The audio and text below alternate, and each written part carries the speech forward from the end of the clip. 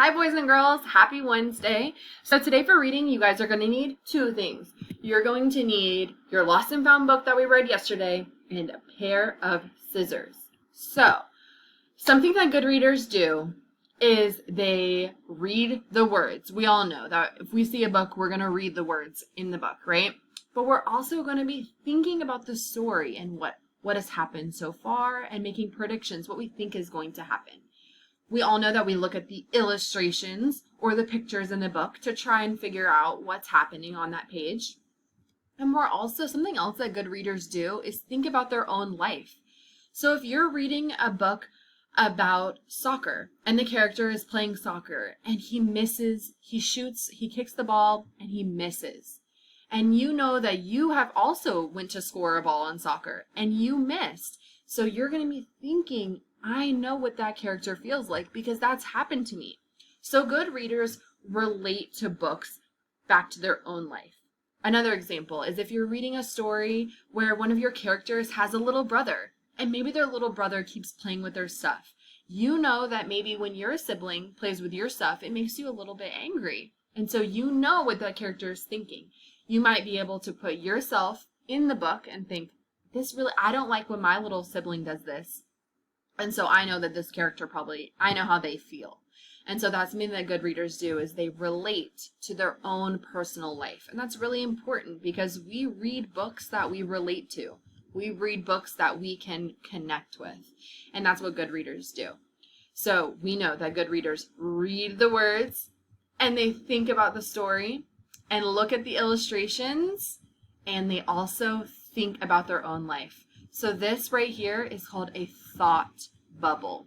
A thought bubble shows you someone is thinking something. So if you ever see one of these clouds with 3 circles in a book or on a page, it's showing that the character is thinking something. So it might be in an illustration, or if the author is telling you that the character is thinking something, it will say something like, I thought that it was not going to rain today. It's just that's how the author is telling you what the character might be thinking.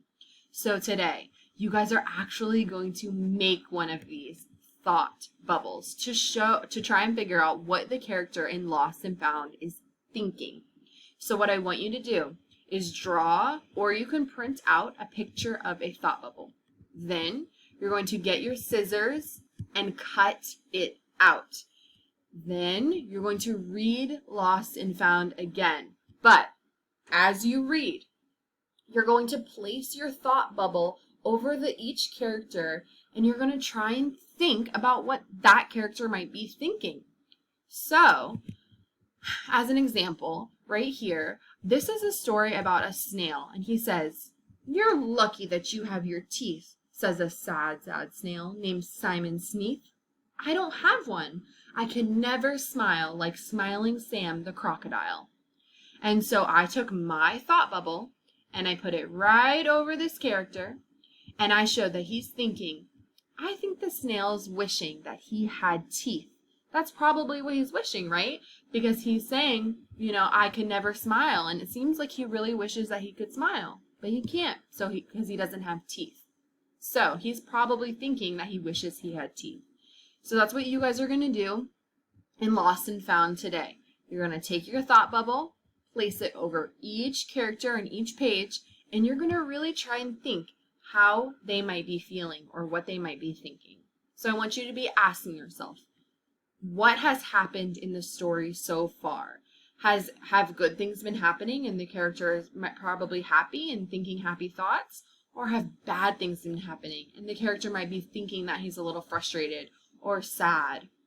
And then you're going to read the book all the way through. So I really hope you have fun with this thought bubble activity today because I really like it, and I really like that we can put ourselves in the character's shoes and kind of jump inside the book because that's our way of really getting to know these stories that we're reading. So I hope you guys have a great rest of your day, and I'll see you tomorrow for reading.